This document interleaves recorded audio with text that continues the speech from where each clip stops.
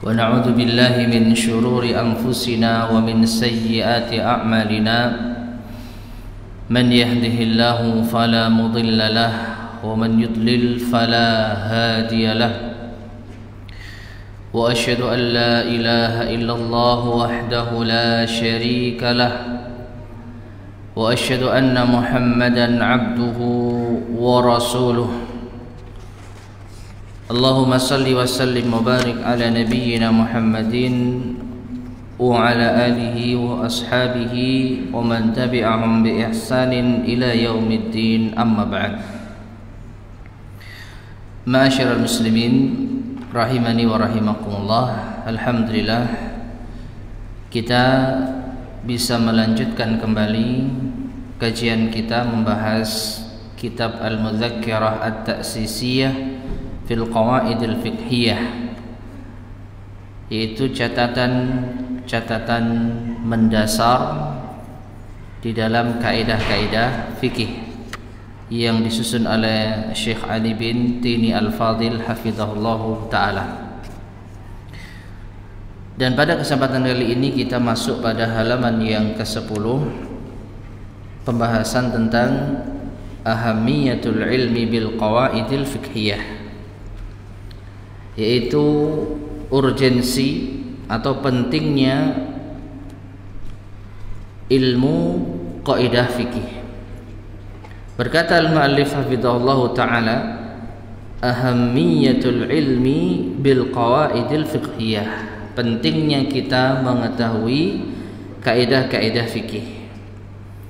Yaqulul Qarrafi rahimahullah, Al-Imam Al-Qarrafi rahimahullah ta'ala mengatakan, wa hadhil qawaidu, kaidah-kaidah ini muhimmatun fil fiqhi, itu penting di dalam ilmu fikih. Azimatun naf'i, agung manfaatnya.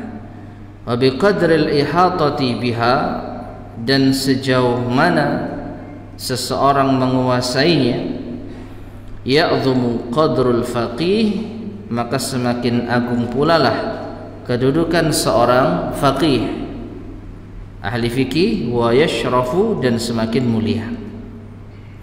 Ini menunjukkan, ma'asyiral muslimin rahimani wa rahimakumullah, seorang faqih, seorang ahli fikih yang memahami dan menguasai kaidah fikih, maka akan semakin agung dan mulia kedudukannya. Wa yadhharu rawnaqul fiqhi wa yu'raf, dan akan semakin tampaklah pesona fikih itu dan diketahui. Ini menunjukkan bahwasanya ilmu kaidah fikih di antara ilmu yang semakin memperindah fikih. Ya, ilmu kaidah fikih di antara perkara yang semakin memperindah fikih. Fikih ini kalau kita pelajari, unsur-unsur yang terkandung di dalamnya sangat indah, baik itu usul fikih, kaidah fikih, dan juga lagi misalnya ada pembahasan tentang fikih muqaranah, perbandingan fikih. Ada lagi di antara cabang ilmu fikih tarikh tasyri', yaitu sejarah pensyariatan. Ini semuanya adalah perkara yang semakin memperindah ilmu fikih. Nah, termasuk di antaranya adalah al-qawaid al-fiqhiyah, di antara ilmu yang semakin menampakkan pesona fikih. Wa tattadihu manahijul fatwa wa tukshafu, dan semakin jelaslah metode-metode dalam berfatwa dan terungkap, dan semakin terungkap. Artinya para mufti, orang-orang yang berkompeten dalam fatwa ini sangat terbantu dengan adanya qawaid fiqhiyah, dan metode mereka semakin jelas, tidak asal-asalan. Para ulama yang berfatwa, maka mereka tatkala menguasai kaidah fikih, fatwa mereka semakin jelas metodenya, semakin jelas asal usulnya, tidak asal-asalan.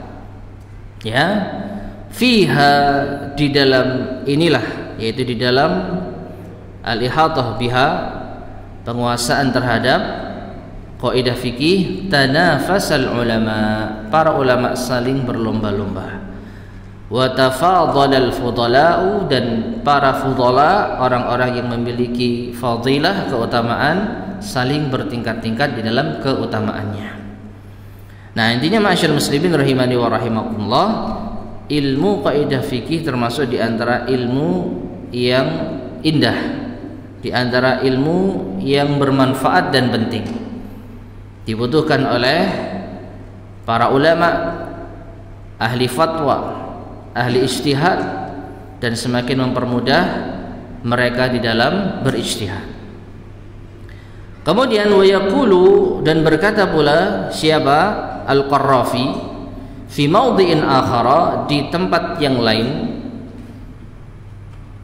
wa man dhabata al-fiqha, dan barang siapa yang memahami secara dhabit, secara cermat fikih, biqawaidihi, dengan kaidah-kaidahnya, istaghna an hifzi aktsari al-juz'iyat, maka dia tercukupkan dari menghafal kebanyakan masalah-masalah juz'iyat, parsial. Lindirajiha, karena sudah masuk fil kulliyat, hal ini di dalam masalah-masalah yang global. Ma'asyiral muslimin rahimani wa rahimakumullah, maksud dari penjelasan Imam Al-Qarrafi ini adalah orang yang memahami kaidah fikih dengan tepat, maka ini sudah cukup, ya, sudah cukup dibandingkan dengan dia menghafal perkara-perkara yang parsial. Cukup dipegang kaidahnya tanpa perlu menghafal perkara-perkara yang parsial, yang sifatnya juz'iyat. Kita ambil contoh misalnya, dengan kita menghafal dan memahami dengan tepat kaidah, misalnya la dharara wa la dhirara, tidak boleh berbuat madarat, baik untuk diri sendiri maupun untuk orang lain. Nah, kaidah ini maka mencakup segala macam jenis kemadaratan itu haram, kan begitu? Segala macam jenis kemadaratan itu dilarang. Maka dengan kita memahami dengan baik kaidah ini, semua perkara yang masuk di dalam lingkup madarat ini dilarang, tanpa perlu kita menghafal satu persatu perbuatan madarat. Contohnya apa? Contohnya berbuat atau mengotori halaman tetangga itu haram. Membuat keributan yang mengganggu tetangga itu haram. Membuat lubang di tengah jalan itu haram. Berbuat kerusakan itu haram. Merusak papan penunjuk jalan itu haram. Merusak jalan itu haram. Nah, ini banyak, kan gitu. Ini masalah-masalah yang parsial, tanpa perlu kita menghafal satu persatu hal-hal yang haram karena masuk lingkup madarat. Cukup dengan satu kaidah tadi, la dharara wala dhirara. Segala macam aktivitas yang terkandung di dalam makna dharar dan dirar, maka itu haram, ya. Makanya kalau kita misalnya membuat daftar hal-hal yang madarat, yang kesimpulannya itu haram, bisa banyak, ya, bisa ratusan mungkin ribuan kita tulis di kertas. Sebutkan jenis-jenis madarat, baik di dalam masalah keseharian kita, di sekitar lingkungan kita, ataupun di tempat-tempat umum misalnya. Banyak. Membuang kotoran di tengah jalan madarat, ya. Merusak kendaraan orang lain madarat. merusak jalan madarat, merusak pagar rumah orang madarat, ya, gembosi motor temannya madarat. Nah, apalagi banyak motor. Nah, ini kalau dihafalkan ya kan lumayan. Perkara-perkara yang madarat ini juz'iyat, parsial. Ini satu contoh saja. Nah, dengan kita memegang kaidah umum la dharara wa la dirara, makalah segala hal yang itu masuk dalam lingkup dharar dan dirar, madarat, itu apa? Kita tahu hukumnya. Ya. Kita tahu hukumnya. Minum khamr, apa hukumnya? Selain dilarang di dalam Al-Qur'anul Karim, khamr juga membawa madarat. Mengkonsumsi narkoba, apa hukumnya? Tidak ada larangan misalnya secara khusus, tapi kita jumpai bahwasanya narkoba ini mendatangkan madarat. Jangankan narkoba, merokok saja Pak masuk di antara perkara yang madarat, ya. Hukum menabrakkan kendaraan kepada kendaraan orang lain, ya, menabrakkan kendaraan kita ke orang lain atau menabrak orang, apa hukumnya?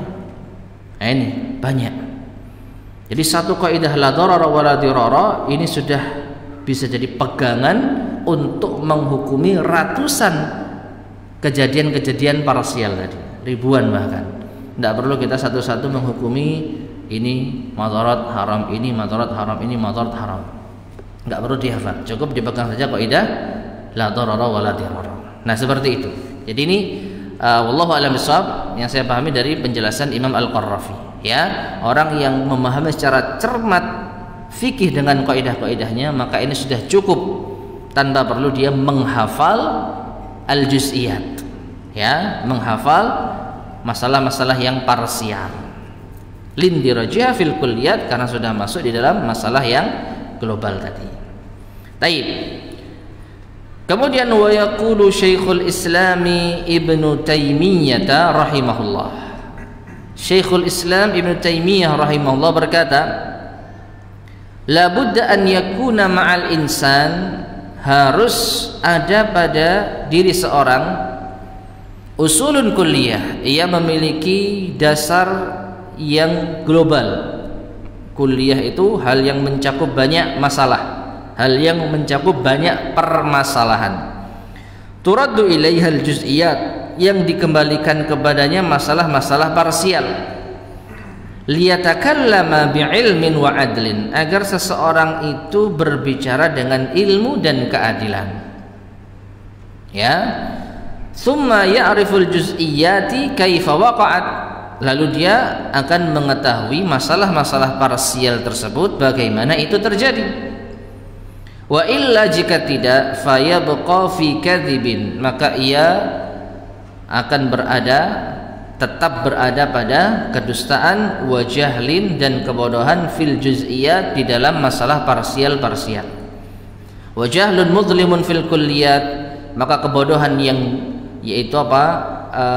Menutupi atau gelap, ya, kebodohan yang menggelapkan masalah-masalah al-kulliyat, masalah-masalah yang global tadi, fayatawalladu fasadun azim, maka ini akan melahirkan kerusakan yang besar. Taib masyarakat muslimin rahimani wa rahimakumullah. Inti dari penjelasan Syekhul Islam Ibnu Taimiyah rahimahullah taala, seseorang itu harus memahami pokok permasalahan seperti tadi yang saya contohkan, la dharara wa la dirara. La dharara wa la dirara. Kalau dia faham apa itu dharar dan dirar, yang intinya adalah tindakan yang mendatangkan madarat, maka tatkala dia menghukumi sesuatu parsial, masalah-masalah yang sifatnya parsial tadi itu, cabang-cabang tadi itu akan adil, sehingga dia tidak memasukkan perkara-perkara yang bukan madarat kepada madarat. Contohnya apa? Memberi hadiah, apa hukumnya? Haram. Kenapa? La dharara wa la dirara. Loh, memberi hadiah kok haram, membeli hadiah kok malah madarat? Nah, ini enggak jujur berarti dia, ya, karena dia tidak faham Masalah kulliyah tadi. Masalah kulliyahnya apa? Kaidah la dharara wa la dirara. Sedangkan memberi hadiah tidak terkandung di dalam kaidah ini. Memberi hadiah justru apa? Membuat orang senang, kan begitu. Membuat hadiah justru mendatangkan manfaat. Kok bisa dihukumi haram dengan kaidah la dharara wa la dirara? Ya, maka jahlun mudlimun fil kulliyat, kebodohan yang gelap di dalam masalah kulliyat, di dalam masalah yang global tadi, kaidah umum tadi, akan melahirkan kerusakan yang besar. Akhirnya kacau fatwanya. Ya, memberi hadiah haram, dalilnya la dharara wa la dirara, enggak nyambung. Misalkan seperti itu. Ya. Nah, jadi orang tatkala dia memahami dengan baik kaidah kulliyah, kaidah yang menjadi permasalahan utama, maka insyaallah bagian cabang-cabangnya akan benar. Ya, cabang-cabangnya yang parsialnya akan apa? Jelas. Baik, insyaallah sederhananya seperti itu. Nah, kemudian ma'asyiral muslimin rahimani wa rahimakumullah. Selanjutnya penjelasan tentang bidayatul ihtimami bi jam'il qawaid.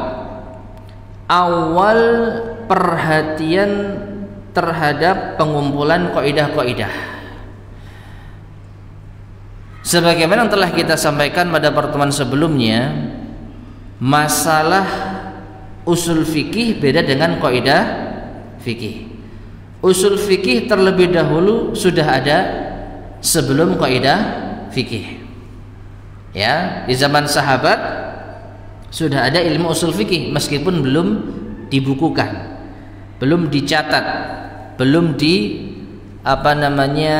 susun dengan baik.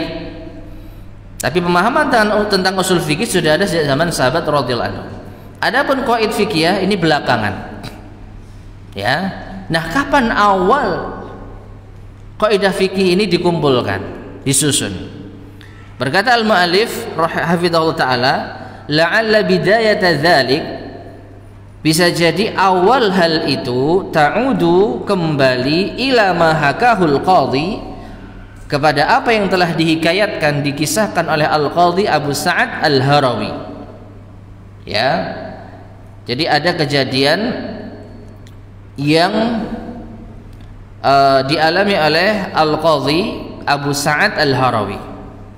Beliau mengatakan anna ba'dha a'immatil Hanafiyah biharah, bahwasanya sebagian imam-imam mazhab Hanafi yang ada di daerah Harah, yaitu satu daerah yang ada di negeri Iran, balaghahu annal imama Abu Tahir Ad-Dabbas, bahwasanya ada seorang imam dari kalangan mazhab Hanafiyah yang bernama atau berkunyah Abu Tahir Ad-Dabbas, Imamul Hanafiyah bima wara'an nahri, salah seorang imam mazhab Hanafi yang ada di balik sungai. Ya, mungkin perbatasan atau semisalnya, ya. Intinya salah seorang imam mazhab Hanafi. Radda bimakna jamaah. Ya. Radda, ia mengumpulkan jami'a madhhabi Abi Hanifah, mengumpulkan seluruh mazhab Imam Abu Hanifah ila 17 qaidatan, sampai 17 kaidah. Ya, jadi ada seorang imam mazhab Hanafi yang menyusun kaidah-kaidah sesuai dengan mazhab Imam Abu Hanifah. Tentu yang dimaksud kaidah fikih. Ya. Jumlahnya berapa? 17 kaidah.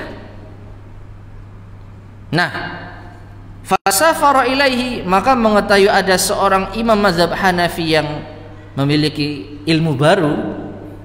Jadi menulis 17 kaidah yang mencakup permasalahan seluruh mazhab Hanafi. Ya, tadi disampaikan, ya. Mazhab Hanafi itu katakanlah sifatnya parsial. Masalah ini satu persatu dikumpulkan jadi 17 kaidah. Jadi 17 kaidah ini mewakili pemahaman secara umum mazhab apa? Hanafiyah. Nah, mendengar hal itu, maka Al-Qadhi Abu Sa'ad Al-Harawi fasafara ilaihi, safar menuju ke imam tersebut, melakukan berjalan jauh. Dan ini sudah ma'ruf, para ulama kita kalau cari ilmu itu apa? Safar. Nah, wa kana Abu Thahir, sedangkan Imam Abu Thahir tadi yang merumuskan 17 kaidah, dhariran adalah seorang yang buta, hilang penglihatannya, tidak bisa melihat. Wa kana yukarriru kulla lailatin, dan beliau itu mengulang-ulang di setiap malam tilkal qawaida, kaidah-kaidah tersebut, bi masjidihi, di masjidnya, ba'da an yakhrujan nasu minhu, setelah manusia keluar darinya. Ya. Jadi setelah jamaah bubar, masjid ditutup, lalu imam ini murajaah. Imam Abu Thahir Ad-Dabbas murajaah kaidah-kaidah yang telah ia susun di dalam mazhab apa? Hanafi, mazhabnya Imam Abu Hanifah. Naam, faltafat al-Harawi, di suatu hari Imam al-Harawi yang tadi tertarik dengan kaidah tersebut pun berpaling atau menoleh, bihasirin, dengan membawa hasir, semacam alas atau yang terbuat dari jerami, ya mungkin untuk duduk ya, supaya nyaman gitu ya. Wa kharajan nasu, sedangkan manusia jamaah masjid itu sudah pulang. Wa aghlaqa Abu Thahir al-masjid, Imam Abu Thahir yang merumuskan 17 kaidah tadi menutup apa? Masjid. Wa sarada min tilkal qawaidi sab'an, lalu beliau imam tersebut mulai membacakan secara urut dari kaidah-kaidah tersebut berjumlah 7. Padahal kaidahnya berapa tadi? 17. Dibacakan 7. Baru sampai 7, fahasalat lil Harawi su'latun. Ternyata pada Imam Al-Harawi yang menyelinap diam-diam itu batuk. Ya, batuk. Nah, fa ahassa bihi Abu Thahir, maka Imam Abu Thahir pun merasa ada orang. Ya, padahal tadi masjidnya sudah ditutup, nggak ada orang, yang dipikir nggak ada orang yang ada di dalamnya. Ternyata masih ada satu orang. Nah, kebetulan batuk lagi. Akhirnya apa? Fadarabahu. Imam Al-Harawi ini dipukul sama Imam Abu Thahir. Wa akhrajahu minal masjid, lalu dikeluarkan dari masjid, diusir. Tsumma lam yukarrirha fihi ba'da dzalik, lalu sejak saat itu Imam Abu Thahir tidak pernah lagi mengulang kaidah-kaidah yang dia susun yang berjumlah 17. Ya, karena kejadian itu dia menghentikan murajaah kaidah-kaidah itu di masjid tersebut. Nah ini, karena khawatir apa? Kaidahnya nanti di kuping gitu. Di kuping itu didengar diam-diam oleh orang yang tidak diketahui. Nah, faraja al-Harawi, maka Imam al-Harawi yang tadi sudah berhasil mendengar berapa kaidah? 7. Kembali ila ashabihi, kepada murid-muridnya. Kembali kepada murid-muridnya, sahabat-sahabatnya. Wa tala alaihim tilka sab'a, lalu ia pun membacakan kepada sahabat-sahabatnya 7 kaidah yang berhasil dia dengar dari Imam Abu Thahir Ad-Dabbas. Taib masyarakat muslimin rahimani wa rahimakumullah, cukup unik ya. Jadi bagaimana kisah seorang ulama, apa ini bahasanya? Mencuri. Mencuri ilmu gitu ya.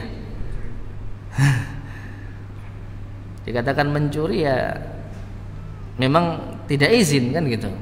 Tapi yang namanya ilmu, wallahu alam bishawab. Ya, yang jelas Imam Abu Thahir ini enggak ridha kalau ada orang mendengar kaidah yang dia susun dalam mazhab Abu Hanifah. Terlepas dari apa hukum menyembunyikan ilmu, menghalangi orang untuk mendapatkan faedah, ini beda perkara. Yang jelas di sini ada sisi unik, yaitu apa?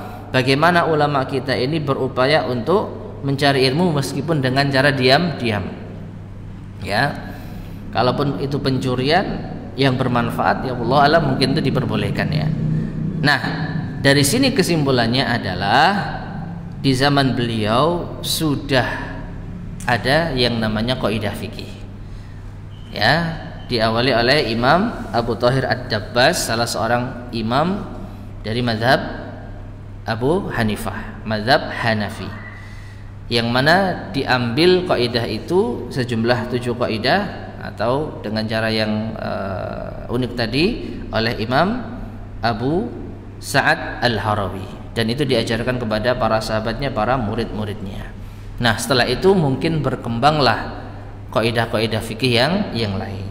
Nah, wallahu taala alam bisawab. Adapun kapan itu pastinya wallahu alam bisawab. Nah, yang jelas ini terjadi di zaman mazhab Imam Abu Hanifah. Sudah ada mazhab Imam Abu Hanifah. Nah, kemudian kita masuk pada pembahasan al-matlubu fi dirasatil qawaid. Apa yang diinginkan atau diharapkan dari mempelajari ilmu kaidah fikih. Ya. Apa sih yang akan kita dapatkan?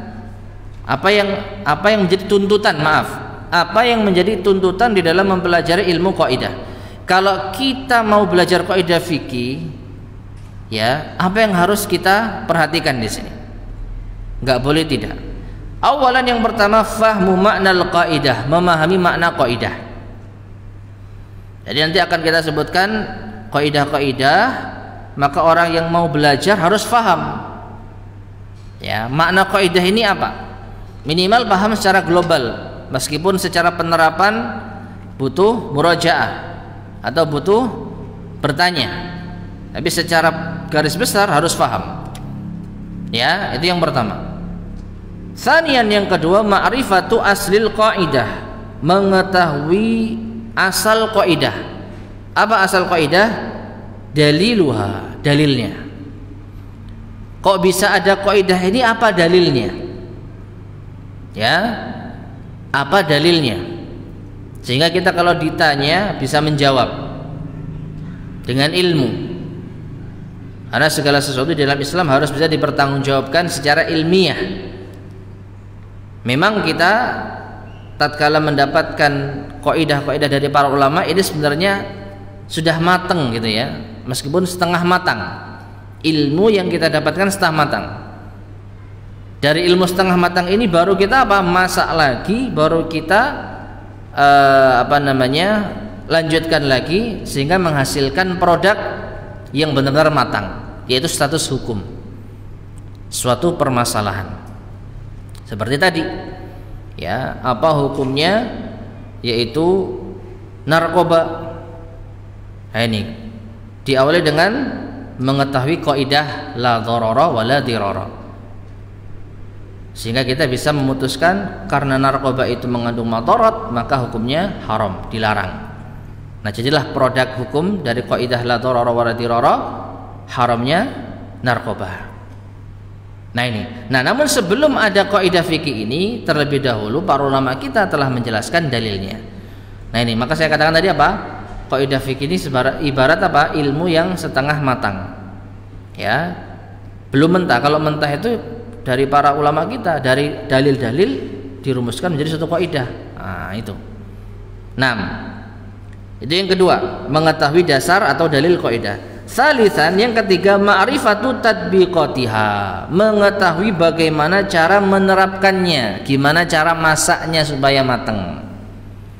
Ya, kita sudah punya makanan setengah matang, tapi kita nggak tahu cara mematangkannya, ya sama saja. Ya, nggak akan bisa kita ambil manfaatnya. Nah, oleh karena itu dalam mempelajari kaidah fikih harus terpenuhi 3 perkara ini: memahami makna kaidah dengan baik, lalu mengetahui dasarnya dalil kaidah tersebut, dan cara mempraktekannya. Sederhana. 3 perkara ini kalau kita sudah tahu dan bisa, maka insya Allah cukup menjadi dasar bagi kita untuk mengetahui ilmu kaidah fikih. Baik, selanjutnya, wal qaidatul fiqhiyatu, dan kaidah fikih itu adalah tu'tabaru, dianggap, ya, dijadikan sebagai ibrah, pelajaran, kal mizan, seperti timbangan, lil mas'alatil fiqhiyah, bagi masalah fikih. Al muradu ma'rifatu hukmiha, yang diinginkan dengannya mengenal hukumnya. Ya tadi, ya, ketika kita membahas tentang apa hukum rokok, apa hukum narkoba, apa hukum minum ini dan minum itu, ini masalah apa? Fikih. Yang namanya masalah fikih tidak lepas dari hukum taklifi. Bisa haram, bisa wajib, bisa sunnah, bisa makruh, bisa mubah. Ya, apa hukumnya minum Baygon misalnya? Baygon itu merek ya. Apa nama obat pembasmi hama ini? Ya, karena kita nggak di endorse kan gitu ya. Nah, apa hukum minum obat pembasmi hama? Wajibkah? Gak lepas dari 5. Wajib, haram, makruh, sunnah, mubah. Gak lepas dari 5 ini. Nah, bagaimana cara kita memutuskan perkara ini? Hukumnya apa? Nah, dengan kaidah fikih tadi. Ya, kita mengetahui ada kaidah la dharara wa la dhirara. Nah, maka kaidah fikih ini menjadi timbangan. Setiap perkara yang madharat, apapun namanya, apapun caranya, mau diminum, mau dimakan, mau disuntikkan, ya, hukumnya haram. Al-muradu ma'rifatu hukmiha. Yang dengan kaidah fikih timbangan ini kita bisa mengetahui hukum sesuatu. Fahiya bitta'biril mu'asir, dan ini menurut ungkapan di zaman kekinian, di zaman kontemporer ini adalah kal qawanin, sebagai undang-undang allati tunazzimul ahkam, yang mengatur hukum-hukum. Jadi sebagaimana undang-undang itu ada undang-undang yang menjadi patokan dasar, ya, yang nanti orang-orang yang melanggarnya bisa terkena yaitu permasalahan, ya, misalnya apa? Dilarang, ada undang-undang dilarang mengambil ikan di perairan ini. Nah, ada undang-undangnya misalnya. Ya, ini ibaratnya kaidah fikih yang umum tadi. Dilarang mengambil ikan di perairan ini. Maka mau dipancing, mau dijala, mau diracun, mau di apa, segala macam kategori mengambil ikan ini dilarang. Nah, demikianlah kaidah fikih. Kita contohkan tadi la dharara wa la dirara. Maka segala macam aktivitas yang mengandung dharar dan dirar itu dilarang. Ya, jadi sebagaimana seperti apa? Ibaratnya itu timbangan. Hunaka, nah kemudian di sana ada qawaidu, kaidah-kaidah muttafaqun 'alaiha, yang disepakati atasnya fil jumlah, secara global, secara umum. Kal qawaidil fiqhiyatil khamsil kubra, seperti kaidah fikih yang 5 besar, ya, allati baina aidina, yang ada di hadapan kita. Ya, sebagaimana yang disampaikan di awal muqaddimah bahwasanya kitab ini hanya membahas al-qawaid al-khamsu al-kubra, 5 kaidah besar beserta sebagian cabangnya. Jadi kalau kita perhatikan sebenarnya kitab ini lebih sederhana dibandingkan dengan kitab yang disusun oleh Ustaz Wana Ahmad Sabiq hafizahullah yang telah kita pelajari secara tuntas. Ya, kitab itu justru lebih apa? Lebih luas. Kitab ini lebih ringkas dan mendasar. Ya, cuman bedanya kitab ini berbahasa Arab. Jadi ada tambahan faedah secara lugawi. Nah, jadi ada kaidah yang disepakati, diantaranya adalah yang ada di hadapan kita, kaidah 5 yang besar. Wa hunaka qawaidu ukhra, dan di sana ada juga kaidah-kaidah yang lain, mukhtalafun fiha bainal madzahib, yang diperselisihkan di dalamnya di antara mazhab-mazhab. Ya. Wal ula, dan yang pertama yaitu al qawaid al khamsu al kubra, hiyal asas, dia adalah dasar, wal aham, dan yang paling penting, wal aula, dan yang lebih utama. Ya, jadi di sini al mu'allif ingin fokus membahas permasalahan yang terpenting dululah. 5 kaidah besar. Sudah, kita nggak usah bahas yang diperselisihkan, itu nanti saja. Yang penting sekarang kita bahas 5 kaidah besar yang jelas-jelas disepakati, yang jelas-jelas masalah yang prinsip, yang mendasar, yang lebih penting dan yang lebih utama. Nah, ma'asyar muslimin rahimani wa rahimakumullah, ini adalah tamhid atau pendahuluan yang disampaikan oleh al-muallif hafizahullah taala sebelum masuk pada inti pembahasan. Baik, kita lanjutkan. Kita masuk pada al-qaidatul ula, kaidah yang pertama di antara kaidah-kaidah besar. Al-umuru bimaqasidiha. Al-umuru, perkara-perkara itu, bimaqasidiha, sesuai dengan maksudnya, sesuai dengan tujuannya. Ada ingat gak? Kalau di kitabnya Ustadzuna Ahmad Sabiq hafizallah kemarin, kaidah yang pertama ini diberi judul apa oleh beliau? Ada ingat gak? Hah? Ada yang ingat? Kaidah pertama di dalam kitab beliau Al-Qawaid Al-Fiqhiyah, kaidah-kaidah praktis memahami fikih Islami, yang kita pelajari di tahun 2017 kalau nggak salah. Awal kita mempelajari 2017 atau 2018 ya, lupa saya. Apa ada yang ingat? Nama kaidah yang pertama, beliau lebih memilih kaidah ini dengan judul innamal a'malu binniyat. Innamal a'malu binniyat. Sesungguhnya amalan itu tergantung apa? Niatnya. Apa pertimbangannya? Beliau lebih mendahulukan nas dibandingkan dengan ucapan para ulama selain Rasul sallallahu alaihi wasallam.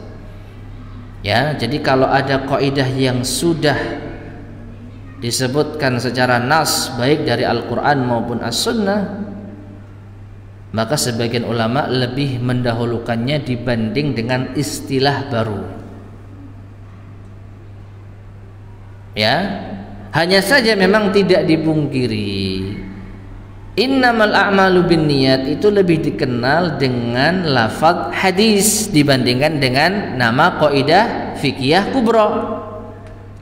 Oleh karena itu, setelah beliau hafizahullah taala menyebutkan kaidah besar yang pertama adalah innamal a'malu binniyat, beliau juga menerangkan bahwasanya kaidah ini juga biasa dikenal dengan al-umuru bimaqasidiha.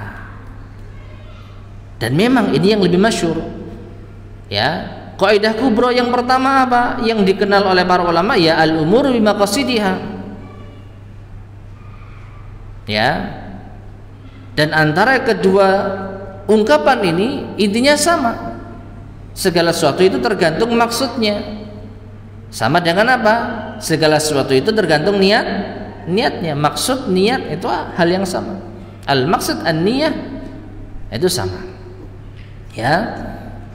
Namun di sini al-mu'allif menempuh jalan yang biasa dilakukan oleh para ulama.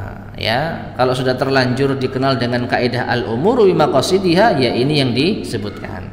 Nah, makna kaidah al-umuru adalah jam'u amrin, bentuk jamak dari amr. Amr itu urusan. Al-umuru berarti apa? Urusan-urusan. Wa huwal hal wasya'nu, yaitu al-hal, keadaan, wasya'n sama urusan. Qala ta'ala, Allah Ta'ala berfirman, wa ma amru fir'auna birasyid. Ya, wa ma amru, dan tidaklah amrnya Fir'aun birasyid itu lurus. Ai haluhu, yaitu keadaannya. Amr maksudnya adalah haluhu, keadaannya. Wa qala ta'ala, Allah juga berfirman, laisa laka minal amri syai'un. Laisa laka, tidak ada bagimu, minal amri, dari suatu amr, syai'un, sesuatu pun juga. Ai laisa laka minasya'ni awil hali syai'un. Itu bukanlah atau tidak ada bagimu wahai Muhammad dari perkara atau keadaan mereka sedikit pun juga.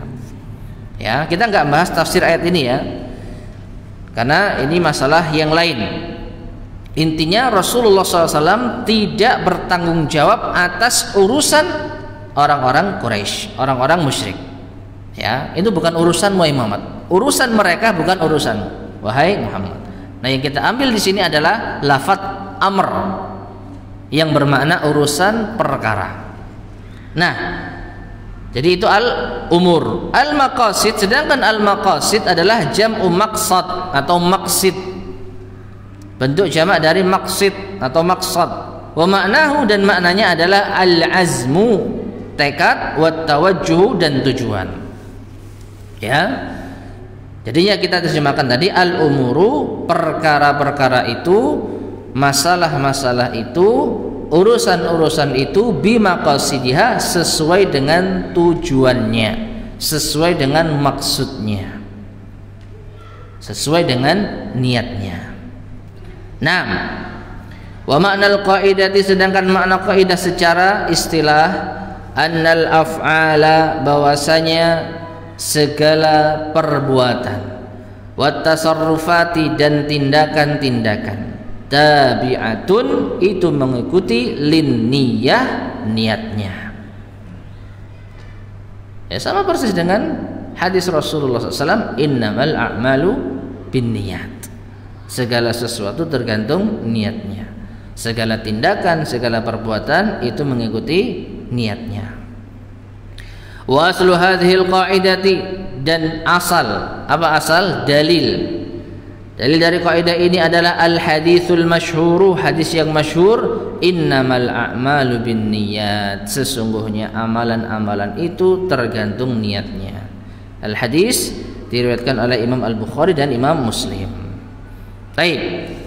Jadi dari sini ma'asyiral muslimin rahimani wa rahimakumullah, setidaknya kita faham makna global. Ya, faham makna global tentang kaidah ini. Jadi segala sesuatu tergantung niatnya. Dan yang kedua, kita faham dalilnya. Dalilnya apa? Hadis Rasul sallallahu alaihi wasallam, innamal a'malu binniyat. Ya, tinggal kita melengkapi pemahaman tentang kaidah ini sekaligus penerapannya. Azan, fadhal. Fadhal.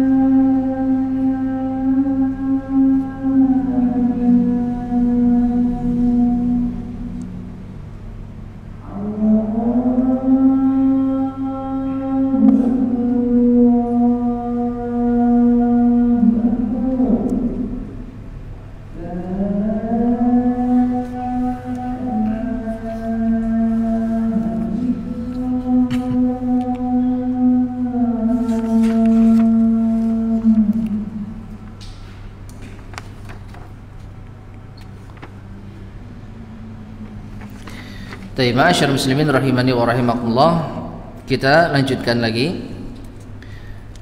Jadi pemahaman secara global kaidah ini jelas, segala sesuatu amalan itu tergantung niatnya. Dalilnya innamal a'malu binniyat. Nah, sekarang apa ta'rifun niyah? Definisi niat. Lughatan al-qasdu, niat secara bahasa artinya tujuan. Ya, makanya bunyi kaidahnya al-maqasid, bi maqasidiha, tujuan. Al-qasdu dengan maqasid itu sama. Itu secara bahasa. Wa syar'an, adapun secara istilah syariat, niat adalah al-azmu, tekad, ala fi'lil ibadah, untuk mengerjakan suatu ibadah, taqarruban ila Allah Ta'ala, untuk mendekatkan diri kepada Allah Tabaraka wa Ta'ala. Itu niat secara istilah, yaitu keinginan kuat untuk mengerjakan suatu ibadah dalam rangka mendekatkan diri kepada Allah Subhanahu wa Ta'ala. Dan ini hal yang insya Allah sudah kita ketahui bersama, ya. Salat itu butuh apa? Keinginan, tekad untuk mengerjakannya lillahi ta'ala. Nah, itu definisi niat secara apa? Istilah. Nah, kemudian mal maksud bin niyah. Sekarang apa yang dimaksud dengan niat? Apa yang dimaksud dengan niat? Awalan, yang pertama, tamyizul ibadat minal adat anil adat, membedakan antara ibadah dengan adah. Dan dulu pernah kita sampaikan, ya, bahasa yang gampang ini, adah adalah non ibadah, ya, mudahnya seperti itu. Jadi di antara fungsi niat, yang dimaksud dengan niat adalah untuk membedakan antara ibadah dengan non ibadah, amalan ibadah dan amalan non ibadah. Misal, contohnya al-imsaku anil mufattirat, menahan diri dari pembatal-pembatal puasa. Pembatal puasa yang jelas apa contohnya? Makan. Menahan diri dari makan, misalnya. Apakah ini ibadah? Orang puasa nggak makan di pagi hari sejak subuh sampai terbenam matahari. Apa ini ibadah? Tergantung niatnya. Karena apa? Qad yakunu ibadatan, bisa jadi ibadah, kasaum, seperti puasa. Yang jelas istilah puasa itu menahan diri dari segala pembatal-pembatal puasa sejak terbit fajar hingga terbenam matahari, taqarruban ilallah, dalam rangka mendekatkan diri kepada Allah. Jadi nggak makan di pagi hari dengan kondisi seperti tadi bisa jadi ibadah. Wa qad yakunu himyatan, tapi bisa jadi itu adalah himyah, diet. Kenapa nggak makan? Ya diet. Au tadawiyan, atau berobat atau pengobatan. Kenapa nggak makan? Ya, saya sedang menjalani masa pengobatan. Au li adamil hajati lit ta'am, atau memang nggak butuh makanan. Kenapa nggak makan? Ya lagi nggak mau makan. Wa hadhihi umurun dunyawiyah, maka semua ini perkara dunia yang tidak ada unsur ibadahnya, sehingga tidak dapat pahala.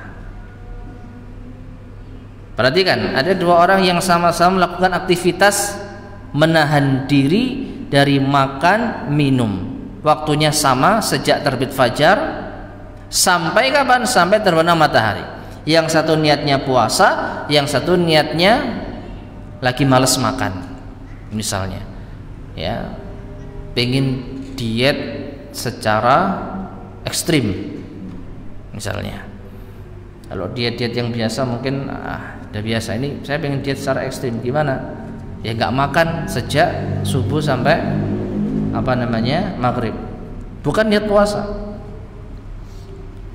Maka orang yang pertama dapat pahala karena itu puasa, orang yang kedua tidak dapat pahala karena itu niatnya bukan puasa.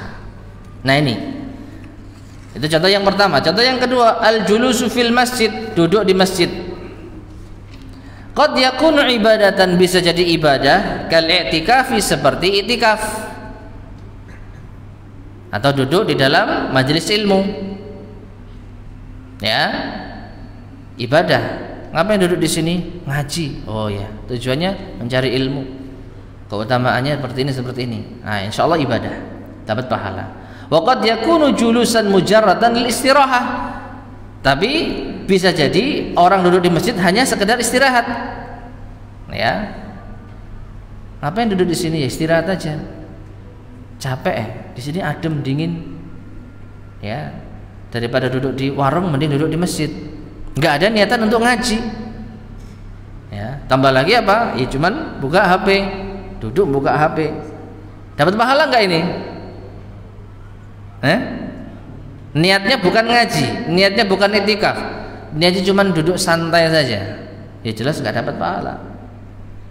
Ya, au lintidhari syakhsin, atau menunggu teman, menunggu kawan, janjian di masjid. Au limulazamati gharimin, atau dia senantiasa menyertai lawannya. Allah alam, gharim ini yang saya jumpai maknanya adalah lawan. Fayakunu adah, maka ini jadilah adat, yaitu non ibadah. Perhatikan ya, dua orang yang sama-sama melakukan satu aktivitas tapi niatnya beda, maka yang didapatkan juga apa? Beda. Yang satu dapat pahala karena dia niatnya talibul ilm, karena niatnya dia talabul ilmi. Yang kedua tidak dapat pahala karena niatnya dunia.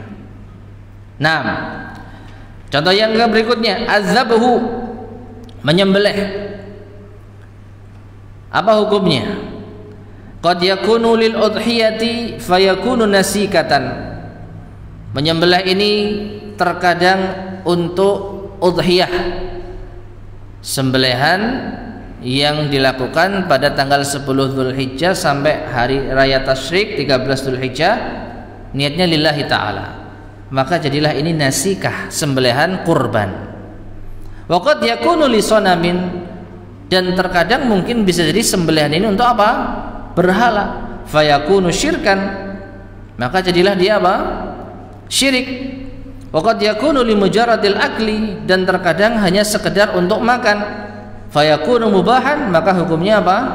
Mubah, halal, tapi nggak dapat pahala menyembelih kurban. Fal hukmu, maka hukum ini dara, berputar, bainal ibadatil mahdhah, antara ibadah yang murni, wasyirki, dan kesyirikan, wal ada al mubahah, dan adat yang diperbolehkan. Walladzi yumayyizu dzalika kulluhu, atau walladzi yumayyizu dzalika kullahu huwa niyyatu, dan yang membedakan antara hal ini seluruhnya adalah niat. Jadi sangat mungkin kan jamaah sekalian rahimani wa rahimakumullah, di tanggal 11 Dzulhijjah ada 3 orang yang melakukan aktivitas yang sama. Yang satu niatnya nyembelih kurban, yang satu niatnya persembahan untuk berhala, yang satu niatnya hanya untuk makan. Ya, nyembelih kurban kenapa? Ya, saya pengen makan kambing, ya, saya punya kambing, tak sembelih saja. Maka 3 orang ini mendapatkan sesuatu sesuai dengan niatnya. Yang pertama dapat pahala kurban, yang kedua dia terjatuh pada kesyirikan, yang ketiga dia tidak dapat apa-apa, tidak mendapat pahala dan juga tidak mendapatkan dosa. Bisa dapat pahala kalau hewan yang disembelih dibagikan, tapi itu bukan pahala berkurban. Nah, inilah fungsi niat yang pertama. Ya, adapun yang kedua insyaallah akan kita lanjutkan biidznillah subhanahu wa taala pada pertemuan berikutnya.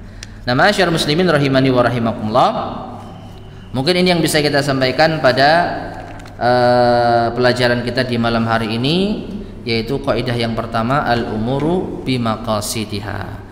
Sebelum kita akhiri, ada yang disampaikan?